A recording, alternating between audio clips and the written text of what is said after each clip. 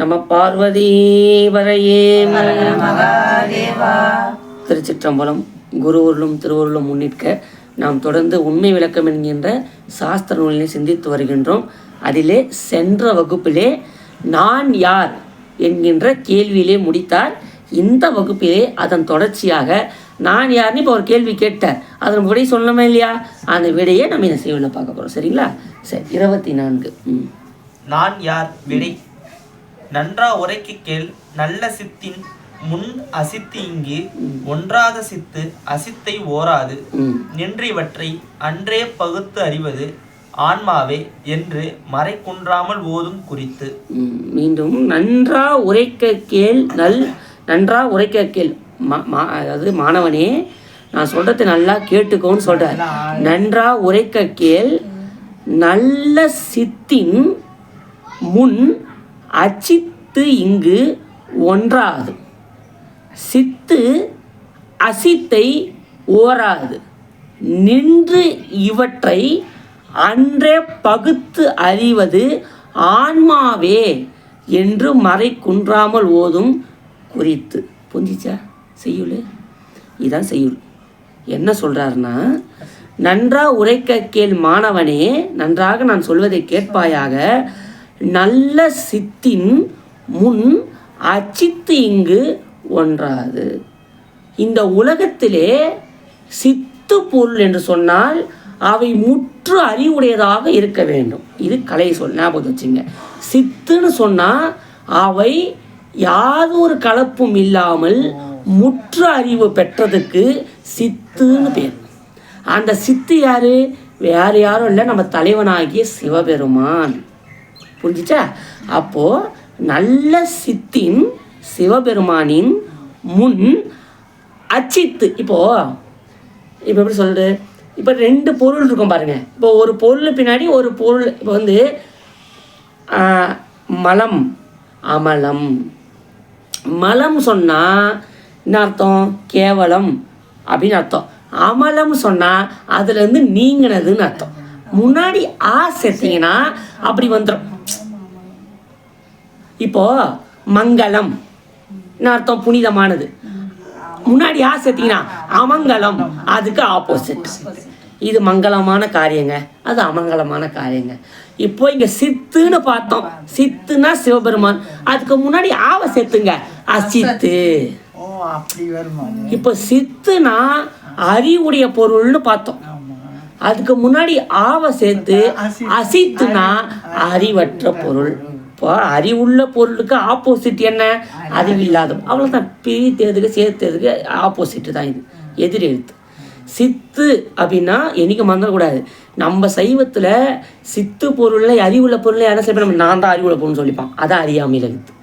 அறிவுள்ள பொருள் யார்? ஒன்று சிவபெருமான் தான். ஏன்? அது எக்காலத்து கொண்டும் மாற்றம் அடையக்கூடாது. நம்ம அறிவித்தாலன்றி அறியாத பொருள் நம்ம.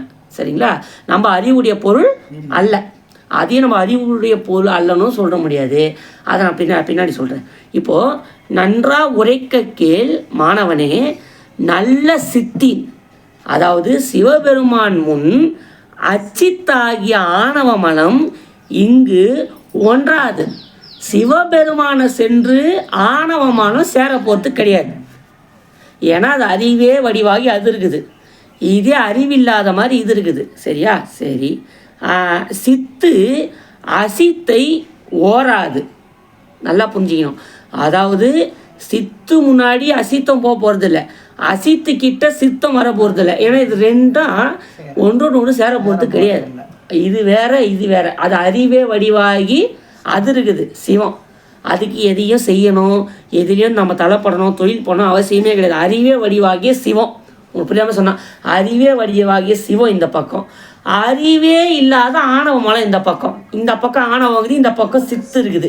இது சித்து, இது அசித்து, இது அசித்து, இது சித்து. எப்பா இது ரெண்டும் சேர போகிறது கிடையாது.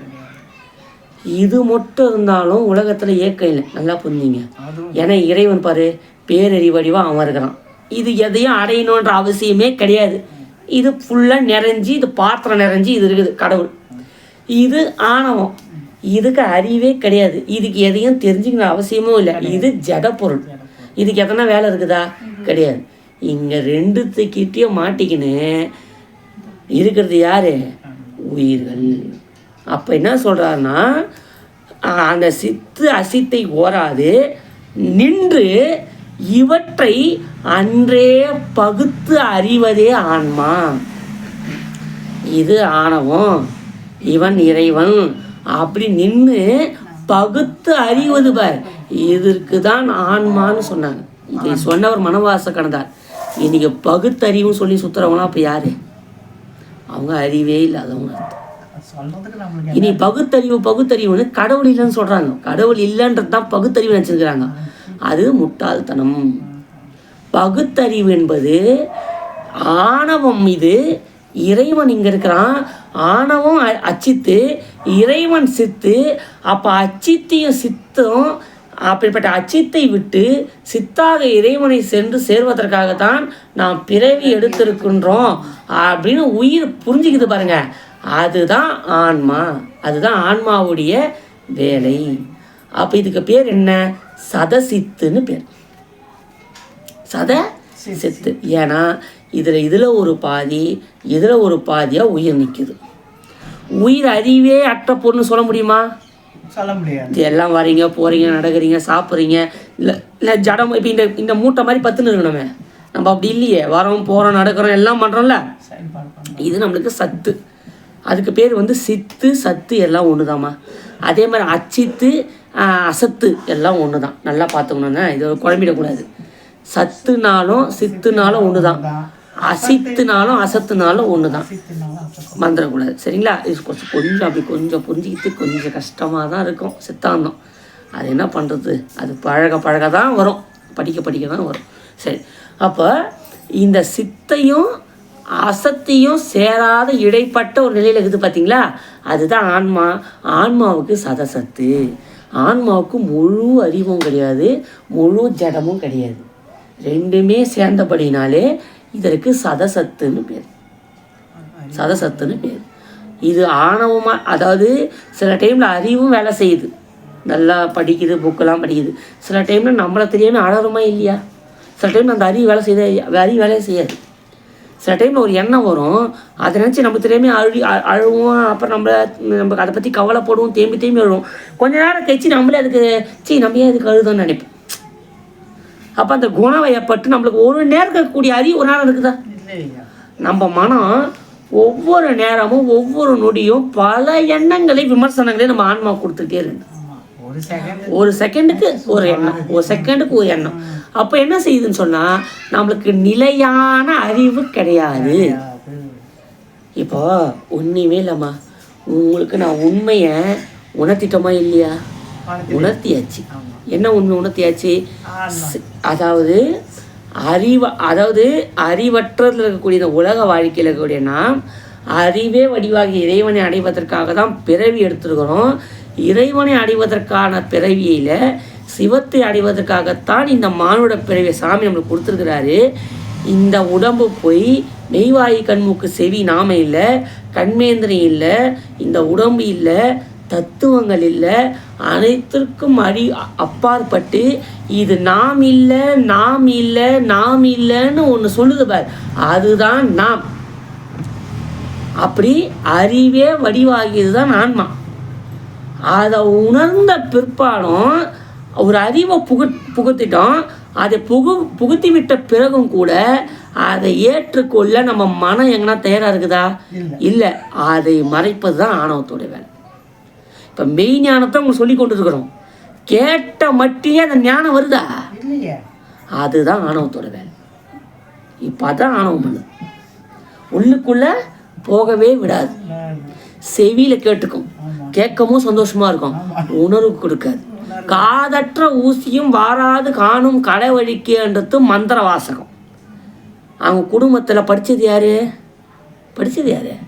பட்டினாத்தாரோட மனைவி. கூட யார் இருந்தது? அவங்க அம்மா. அப்புறம் அங்கே இருந்தக்கூடிய வேலைக்காரங்க. பட்டினத்தார நின்னாரு. அந்த மந்திரத்தை சத்தமாக படித்த மனைவிக்கு ஞானம் வரல.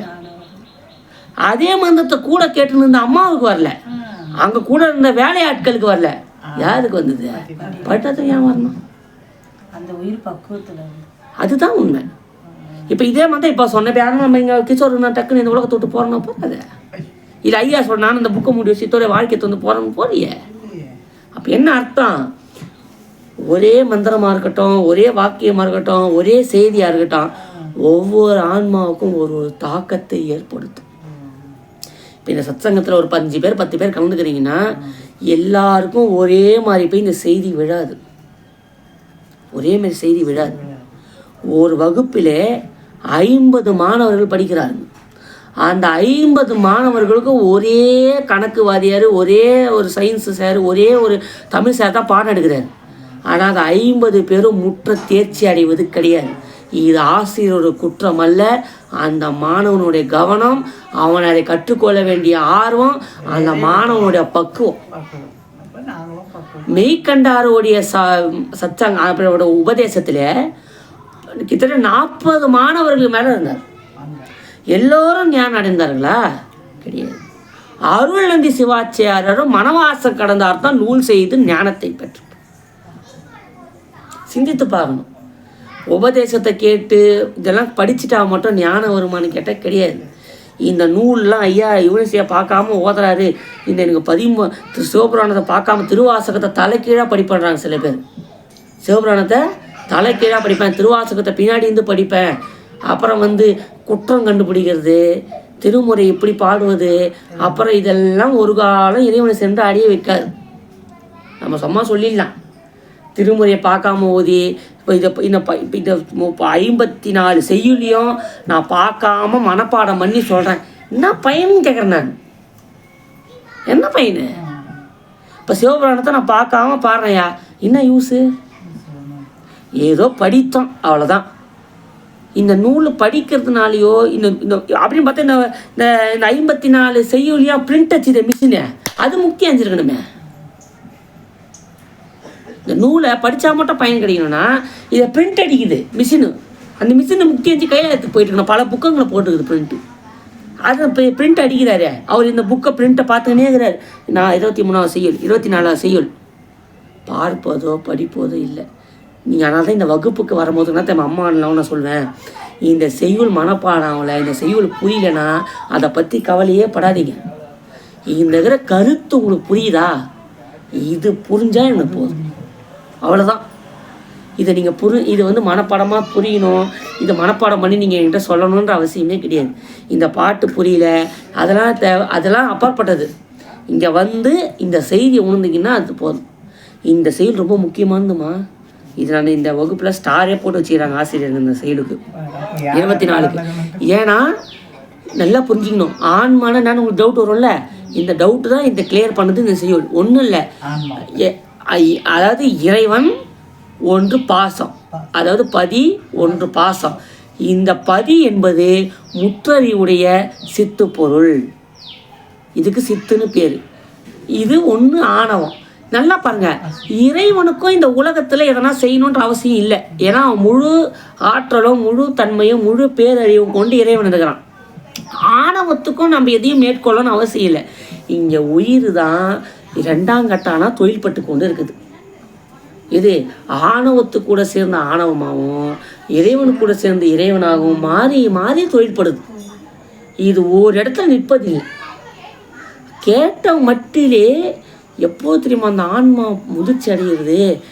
சொன்ன மட்டிலே பக்குவம் அடைவது தான் சத்தினி பாதத்துடைய முதிர்ந்த நிலை. கேட்ட நிலையிலே பாசத்தை விடும், அதுதான் பக்குவப்பட்ட ஆன்மா. அந்த ஆன்மாக்கள் தான் நம்ம 63 நாயன்மார்களும் நம்மளுடைய சமயக்குறவர்கள் 4வர்கள்லாம். அதை கேட்ட மட்டிலே பாசம் நீங்கிச்சு பாருங்க. திருப்பெருந்துறை வழியாக வரார், சிவாய நமன்ற உபதேசம் கேட்டு திருவடி தீட்சை வச்ச உடனே உலகில் நீந்து போகுது. அவரே சொல்கின்றார், இணையா திருவடி என் தலைமேல் வைத்தலுமே துணையான சுற்றங்கள் அத்தனையும் துறந்தொழிந்து வெச்ச மாற்றத்திலே விட்டார். நம்மளுக்கெல்லாம் பக்குவம் ததும்பி இருந்ததுன்னா உண்மையாக சொல்கின்றோம், நம்மளுக்கு உபதேசம் பண்ண மட்டிலே உலக வாழ்க்கையை நீத்து போயிருக்கும். அது நீத்து போகலை அப்படின்னா அந்த மந்திரத்துக்கு வலிமை இல்லையான்னு கேட்டால் அப்படி எடுத்துக்கூடாது. வலிய இரும்பு பலகாலம் கனல் ஏற்றி அதை அடித்து அடித்து அடித்து வடிவமைப்பது போலே அந்த மந்திரம் நாள்தோறும் நம்மளை மெருகு ஏற்றி கொஞ்சம் கொஞ்சமாக நம்மளோட பழுக்க வைத்து நீரிலே தோய்த்து சம்பட்டியிலே அடிப்பது போல நம்மளுக்கு ஒரு அடி விழும்.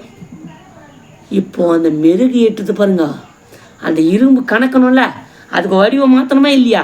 அந்த ராட்டினம் பார்ப்பீங்க, அந்த கொள்ளை செய்கிறதுக்கு பண்ணிங்கன்னா அந்த இரும்பை வந்து அப்படி சுற்றிக்கினே இருப்பாங்க, அந்த கனல் ஏறிக்கினே இருக்கும். அந்த இரும்பு பழுக்க பழுக்க பழுக்க தங்க கலரில் மாறும். அப்புறம் எடுத்து தான் அடிப்பாங்க. அப்போ என்ன தெரியுது, இன்னும் நம்மளுக்கு வேலை செய்யலையான்னு கேட்டால் என்ன செய்யுதுன்னா, நம்ம அந்த சூடு ஏற்றினுக்கிறோம். நம்ம அதுக்கு அந்த சூடு எதை வச்சு ஏற்றுறோம்? இவனே செய்ய சொன்னார், நாளைக்கு போயிட்டு சூடி உடனே ஏற்றுறான்னு ஏன்னா ஒரு நெருப்பு கட்டியது காலில் ஏற்றிக்கு வரீங்க. அது ஏற்றுறது இல்லை. அந்த உபதேச மந்திரத்தை எந்த அளவுக்கு சொல்கிறீங்களோ அந்த அளவுக்கு ஆன்மாவை விரைவாக கொண்டு போய் அனுப்பிடும். எப்போயா சொல்லணும்னா எப்பயுமே சொல்லணும். அதுக்கு நேர வரையறே இல்லை. சரி, ஒரு கால நேரத்தை சொன்னாவாச்சு சொல்லுவீங்கன்னு தான் ஒரு நாளைக்கு 3 தடவையாச்சு அந்த மந்திரத்தை 108 முறை கணிக்கணும். அந்த 3 முறையும் சந்தியாவந்தனம் பண்ணணும். காலை, மதியம், மாலை, இது 3மே உண்பதற்கு முன்பு. காலை உண்பதற்கு முன், மதிய உணவுக்கு முன், மாலை இரவு உணவுக்கு முன். 3 வேளையும் நம்ம நீராடி என்பது முதல் நீராடி என்பது புறமாசு, அடுத்த நீராடி என்பது திருநீற்றிலே நீராட வேண்டும். நீராடி திருநீற்றிலே நீராடி சிவாய நம சிவாய நம சிவாய நம சிந்தித்திருப்பொருளுக்கு அபாயம் ஒருபோது. அப்போ அந்த நீராடி நம்ம சங்கரனை போற்றி துதிக்க வேண்டும். அப்போ தான் நம்மளுக்கு என்ன வரும்? நம்மளுக்கு இறைவனோட அந்த மந்திரம் தான் நம்மளுக்கு என்ன வரும் நீக்கம்னா அக்னியானத்தை நீக்கும். அவ்வளோ சீக்கிரத்தில் நம்மளுக்கு அக்னியானம் நீங்காது. அது நீங்கன்னா என்னது, அந்த என்ன உபதேசம் சொன்னாலும் அதுக்கு ஜபிக்கணும். அதனால் நாளை இங்கே இருக்கிற அடியார்கள்லாம் அதிகப்பட்ட அனுபவங்கள்லாம் கட்டாயம் ஒரு நாளைக்கு 2 வாழையாச்சு அனுட்டானும் பண்ணாதான். இது ஏன் அடியன்னு சொல்கிறேன், இது சொன்ன கோச்சிக்கூடாது. ஏன்னா உண்மையை சொல்லணும். யார் சொல்ல? குருநாதருங்க தான் சொல்லணும். இது எங்கே சொல்ல யார் சொல்ல போகிறா? அவங்களுக்கு இது அறிஞ்சிக்கணும் தான் நாங்கள் சொல்கிறோம். இது என்னது, ஏன்னா என்ன நீங்கள் திருவாசகம் படித்தாலும், என்ன திருமுறை ஓதினாலும், என்ன சாத்திரம் ஓதினாலும், இந்த காதில் சொன்ன மந்திரம் தான் உங்களை முக்தி கிட்ட போய் சேர்க்கும். நல்லா புரிஞ்சிங்க. வேறு எதுவுமே சேர்க்காது. நான் சிவஞான போதை படிச்சுட்டேன், திருமுறை படிச்சுட்டேன், சிவபுராணம் தனிக்க ஓதுறேன், அது அடுத்த சாதனம், அது அடிஷ்னலாக சேர்த்துக்கிறீங்க, அது ரைட்டு. ஆனால் முக்திக்கு கொண்டு போய் விடுறது உங்களுக்கு காதல் உபதேசம் பண்ண மந்திரம் தான். உபதேச மந்திரம் தான் உங்களை முக்திக்கு கொண்டு போய் விடும். அப்போ அந்த மந்திரம் அதை நீங்கள் எந்த அளவுக்கு கணிக்கிறீங்களோ அந்த அளவுக்கு ஆணவம் நீங்கும், அந்த அளவுக்கு திருவருள் வீழ்ச்சி ஆன்மாவில் நடக்க ஆரம்பிக்கும். அதை மட்டும் சொல்லுங்கள். இந்த நூல்லாம் ஓதாமலே உங்களுக்கு புரிய ஆரம்பிக்கும். இதான் நமக்கு புரியுறதில்லை. நம்ம எங்கெங்கேயோ தேடுறோம். சாமி அந்த கோயிலுக்கு போகிறோம், இந்த கோயிலுக்கு போகிறோம், அங்கே போகிறோம், இங்கே போகிறோம், இங்கே டூருக்கு போகலாம், சாமி அங்கே காசிக்கு போகிறோம், எல்லாம் போகிறோம், தப்பு இல்லை, யாத்திரெல்லாம் மேற்கொள்ளுங்க. இந்த மந்திரம் தான் முக்திக்கு சேர்க்கும். 1000 ஸ்தலம் மேற்கொண்டாலும், 1000 தீர்த்தங்களில் நீராடினாலும், 1000 புண்ணிய ஸ்தலங்களுக்கு போனாலும் அந்தலாம் உங்களுக்கு புண்ணியத்தில் சேரும். பல ஸ்தலத்துக்கு போகிறீங்களா, பல இறைவன் வழிபாடு பண்ணுறீங்களா, பல திருமுறை ஓதுறீங்களா, பல சிவபுராணம் படிக்கிறீங்களா, இதெல்லாம் உங்களுக்கு புண்ணியத்தில் சேரும். ஆனால் முக்தியை கொடுக்குமான்னு கேட்டால் மன்னிக்கவும் கொடுக்காது. எது கொடுக்கும்? உபதேச மந்திரம் தான். அதுவும் எந்த அளவுக்கு கணிக்கிறீங்களோ ஆத்மார்த்தமாக அந்த மந்திரத்தை உணர்ந்து கணிக்கணும். ஏதோ நம்ம அப்படி கணிச்சிக்கணும். சட்னி, சாம்பார், இட்லி செஞ்சிட்டியா, அங்கே இன்னைக்கு சிலிண்டர் வந்துட்டான், இது வந்துட்டான். அந்த மந்திரத்தை உணர்ந்து உணர்ந்து உணர்ந்து கணிக்கும் போது நிச்சயமாக அந்த நீங்கள் மந்திரத்தை நீங்கள் ஒன்றும் பண்ண வேணாம். தன் கடன் அதை தன் கடன் அடியினை தாங்குதல், என் கடன் பணி செய்து கிடப்பேன். நான் நாவுக்கர் சொல்கிறேன், என் வேலை உன்னை கும்பிட்றது, உன் வேலை என்னை காப்பாற்றுறது. இதான் அந்த வார்த்தைக்கு அர்த்தம். என் வேலை உன்னை கும்பிட்றதில்ல, அதை நம்ம கரெக்டாக செஞ்சால் அவன் வேலை நம்மளை காப்பாற்றத்தை அவன் கரெக்டாக செய்வான். அவன் கண்டிப்பாக காப்பாற்றுவான். நம்ம இந்த மந்திரத்தை கணிக்க கணிக்க என்னன்னா, சங்கரன் கொஞ்சம் கொஞ்சம் இப்போ இப்படி இருக்கிறான்னு வச்சிங்களேன், இது சாமி. மந்திரத்தை கணிக்க கணிக்க கணிக்க கணிக்க வருங்க, கொஞ்சம் கொஞ்சமாக எந்த அளவுக்கு அந்த சிவத்தை கணிக்கிறோமோ கொஞ்சம் கொஞ்சமாக இந்த ஆன்மாவில் அந்த இதுக்கு பேர் என்ன, சத்தினி பாதம். இது சைவ சித்தாந்தம். ஆன்ம வீழ்ச்சி கொஞ்சம் கொஞ்சமாக அந்த உயிரை நிகழ்ந்து கொண்டே வரும். அப்படி நிகழ்ந்து நிகழ்ந்து நிகழ்ந்து நிகழ்ந்து நிகழ்ந்து இந்த அப்படி டைட்டாயிடும். சிவம் உயிர் இப்படி நிற்கும் ஒரு கட்டத்தில்.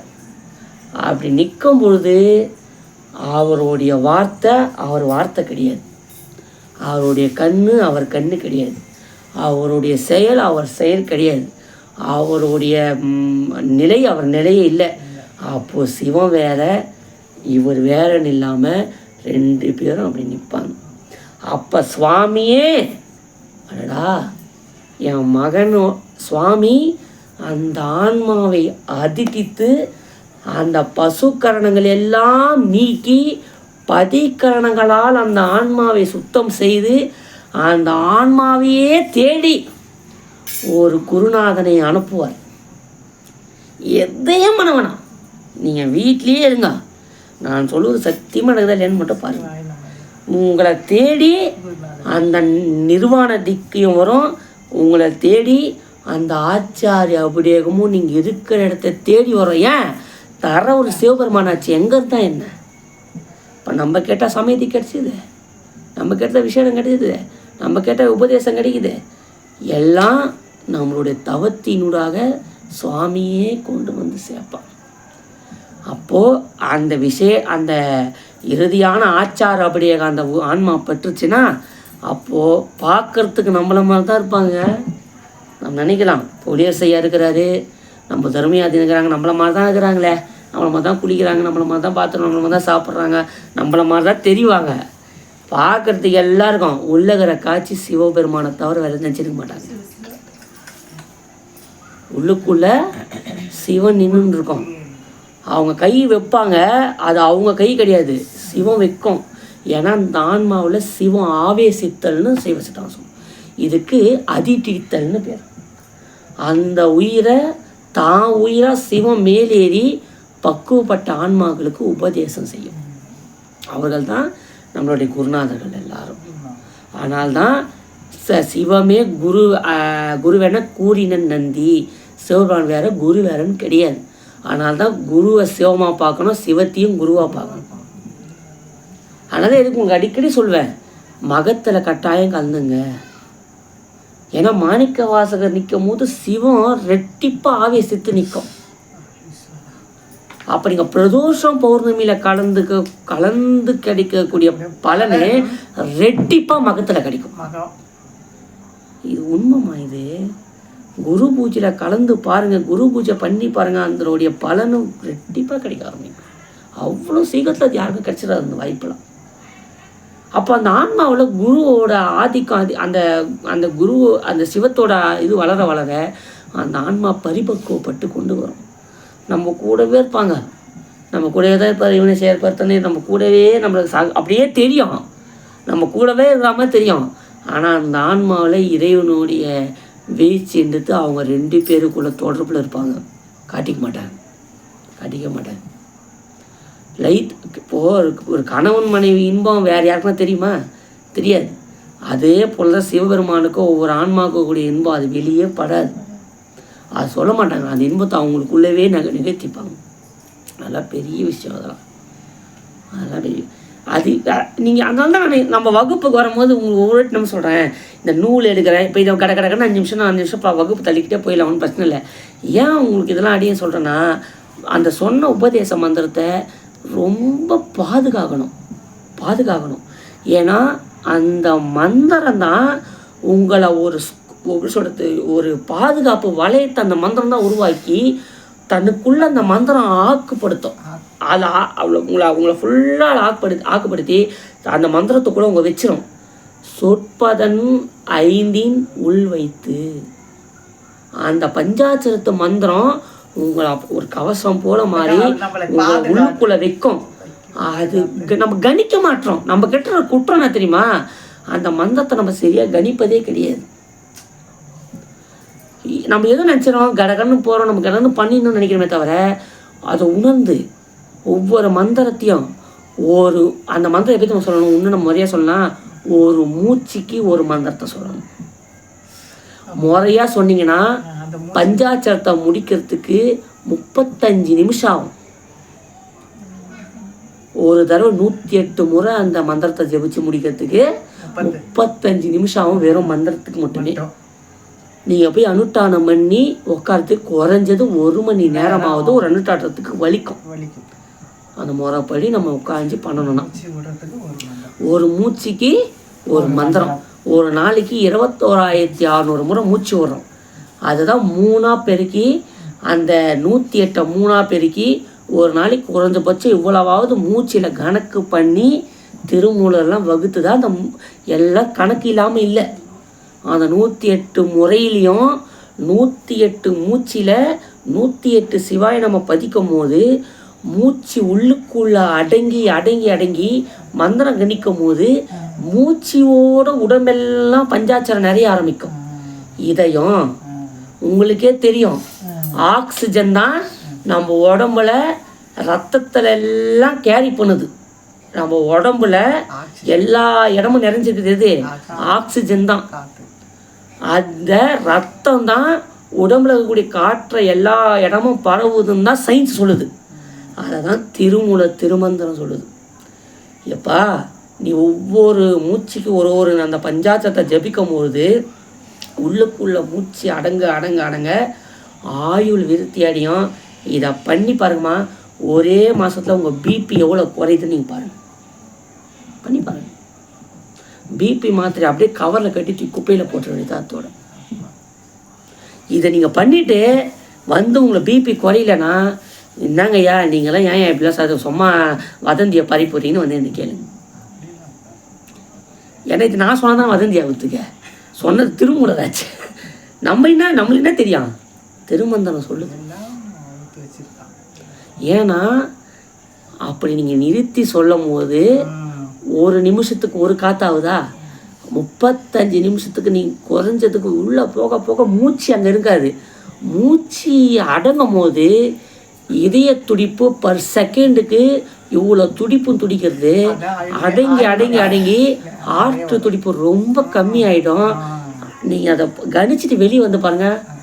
நான் சொல்கிறேன், அரை மணி நேரத்துக்கு முன்னால் பேசவே முடியாது. ஆழ்ந்த அமைதிக்கு நீங்கள் போயிடுங்க. அந்த கொஞ்சம் பூஜை முடிச்சுட்டு இப்படி வந்தீங்கன்னா, பூஜை ஆழ்ந்து பண்ணிட்டு நம்ம வெளியே வந்தோன்னா ஒரு மணி நேரத்துக்கு நம்மளுக்கு எதுவுமே, ஒரு அரை மணி நேரத்துக்கு நம்மளுக்கு எதுவுமே புரியக்கூடாது. இதுக்கு எப்படி நல்லா தூங்கி எழுந்து பாருங்கள், ஒரு 5 நிமிஷம் அப்படியே உட்காந்துப்போம். அப்படியே தர நீ கொண்டா உட்காந்துட்டு அப்படியே கண்ணை அப்படியே கொஞ்சம் திறந்து அப்படி விட்டுட்டு அப்படியே கண்ணுலாம் கூசும்.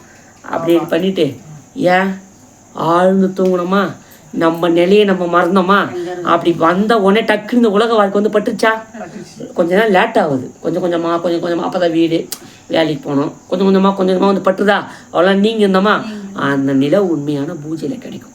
அப்போ நீங்கள் தூங்க மாட்டீங்க, விழிப்பு நிலையிலே தியானத்துக்கு போயிடுவீங்க.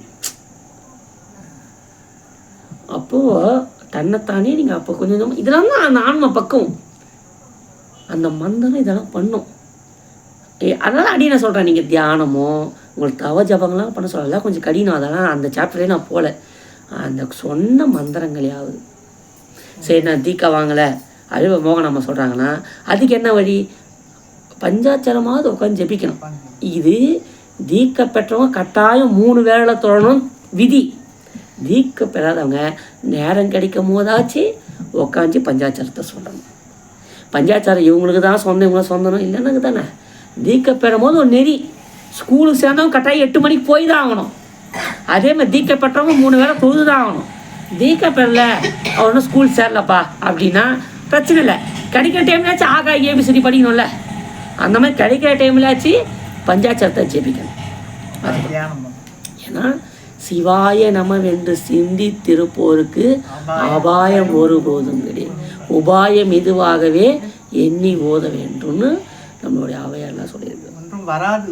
அப்போ என்ன, சிவாய நம்மன்னு சிந்திக்கணும், அப்போ தான் அபாயம் வராது. அதனால் இதெல்லாம் சிந்தையில் வச்சுக்கணும்னு சொல்லி இந்த குரல் இந்த தெளிவுரை சொல்லிட்டு வா. தெளிவு சொல்லியாச்சா? சொல்லி முடிப்போம். தெளிவுரை.